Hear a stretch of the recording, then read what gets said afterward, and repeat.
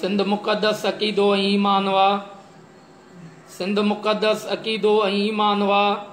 सिंध इंजील गीता ऐं क़ुरान वा। सिंध मोए ऐं जीअरे आझो ऐं अमन। पाण खे हाणे आज़ाद घुर्जे वतन। मां एडवोकेट इशफाक रहमान पठान पंहिंजी कुझु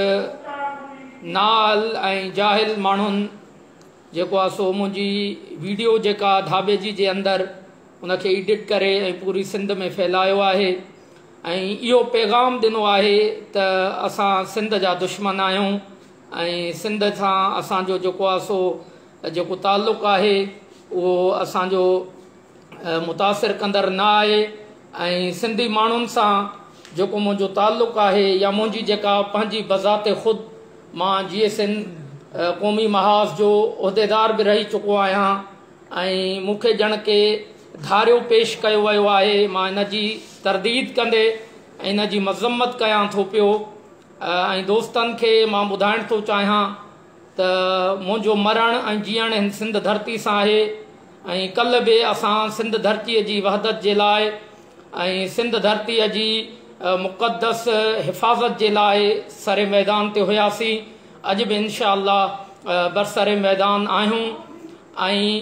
मां दोस्तनि खे ॿुधाइण इहो चाहियो पिए त मुंहिंजे लाइव अचण जो जेको मक़सदु हुयो सिर्फ़ु उन इंतशार खे ख़तमु करण जे लाइ जेको दोस्तनि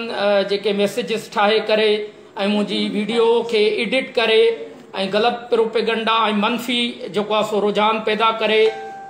ऐं इहो पैगाम ॾियनि था पिया त छा असां जेके आहिनि से सिंधी पठान ऐं धरतीअ जा ॼावा न आहियूं या असां जो ताल्लुक़ु असांजे सिंधी पठाननि जो ताल्लुक़ु हिन धरतीअ सां न आहे।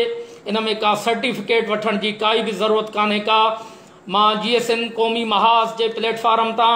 ऐं GSN स्टूडेंट फेडरेशन जे प्लेटफॉर्म ते यूनिवर्सिटी जे अंदरि मां जेको आहे सो तहरीक जो हिसो रहियो आहियां ऐं मूंखे फ़ख़ुरु आहे त मूं में जेको रतु आहे उहो मुंहिंजो रतु पठान को आहे पर मुंहिंजो मरण ऐं जीअण हिन धरती माउ सां आहे ऐं हिन धरती माउ सां गद्दारीअ जो केरु सोचे बि नथो सघे पोइ उहो केर बि हुजे। ऐं बाक़ी कंहिंजे लाइ मनफ़ी तासुर ॾियणु त बाबा ही धारियो आहे ही सिंध में लही कढी आयो आहे इहो ग़लति आहे। मां हिन जी सख़्तु लफ़्ज़नि में मुज़म्मत कयां थो पियो ऐं पंहिंजे सिंधी क़ौम परस्तनि जेके मुंहिंजा वॾड़ा बि रहिया आहिनि कंहिं दौर में ऐं हाणे बि मां उन्हनि जी इज़त कंदो आहियां ऐं मूंखे ॼण त हिननि इहो पैगाम ॾेई करे सिंध मां सां दुश्मनीअ जो सबूत ॾेई ॾिनो आहे त बाबा असांखे धारिया ऐं असांखे इहे लुचा लोफरी अहिड़े क़िस्म जूं मैसेजिस हलाए करे इहो सिंधी ऐं पठाननि जो जेको रत जो रिश्तो आहे उनखे जेको आहे सो हिकु दफ़ो ॿीहर वरी छेड़ण जी कोशिशि कई वई आहे ऐं मां इन जी सख़्तु लफ़्ज़नि में मुज़म्मत कयां थो पियो ऐं मां उन्हनि दोस्तनि खे ॿुधाइण थो चाहियां पियो त साईं GM सैयद जेको असांजी सिंध जो क़ौमी हीरो हुयो उनजो तालिक़ु बाचा ख़ान सां क़ौमी तहरीक जे हवाले सां कहिड़ो हुयो ऐं असां पठान जीअं आगा शाह ज़मान हुजे जेको GSN क़ौमी महाज़ जो मरकज़ी उहिदेदार रही चुको आहे, जुम्मन सिंधी हुजे GSN क़ौमी महाज़ जो मरकज़ी उहिदेदार रही चुको आहे, मूं समेत ॿिया केतिरा खोड़ लालू असलम ख़ैरपुरी आहे उहे सभु असां पठान जेके आहिनि से धरती माउ जे लाइ हरदम विढ़िया बि आहियूं हरदम तहरीकुनि में बि हलिया आहियूं ऐं हरदम असां इहो पैगाम ॾिनो आहे त बाबा सिंध अमुन ऐं मुहबत जी धरती आहे। इन अमुन ऐं मुहबत जी धरतीअ में कॾहिं बि केरु कंहिंसां बि कोई ज़्यादती करे असां उन मज़लूम क़ौम जी हिमायत कंदा आहियूं ऐं मां सभिनीनि दोस्तनि खे इहो पैगाम थो ॾियां पियो चूंकि मूंखे कुझु दोस्तनि जूं फ़ोनूं आयूं ऐं उहे कुझु मुंहिंजा अज़ीज़ दोस्त हुया जेके क़ौमी तहरीक में मूंसां गॾु रहिया आहिनि जेके शाना बशाना मूंसां गॾु रहिया आहिनि उन्हनि दोस्तनि मूंखे चयो त तव्हां तरदीदनि हिकिड़ी वीडियो हलायो जीअं दुश्मननि खे ख़बर पए त जेके आहिनि से इहा साज़िश असां नाकाम कयूं ऐं इन साज़िश खे ॿुझो ॾिजे। मां हिन वीडियो जे ज़रिए हिन पैगाम जे ज़रिए पूरी सिंध खे ॿुधाइण थो चाहियां पियो त मुंहिंजो धरती माउ सां जेको इश्क़ आहे इहो लिकियल छुपियल न आहे। ख़ैरपुर लतीफ़ वरस्टीअ जी तारीख़ अॼु बि गवाह आहे त GSN क़ौमी महाज़ जे या सिंध धरतीअ जे या सिंध अमड़ सां कहिड़ो मुंहिंजो मोहब्बत जो ताल्लुक़ रहियो आहे। बाक़ी जेके दोस्त जंहिं बि क़िस्म जी अफ़वाह फैलाए ऐं माण्हुनि खे जेके इनसे ग़लति गाइड कनि पिया, मां उन्हनि जी मज़म्मत कयां थो पियो ऐं मां उन्हनि खे ॿुधाइणु चाहियां थो पियो त बाबा सिंध कंहिंजे पीउ जी जागीर न आहे।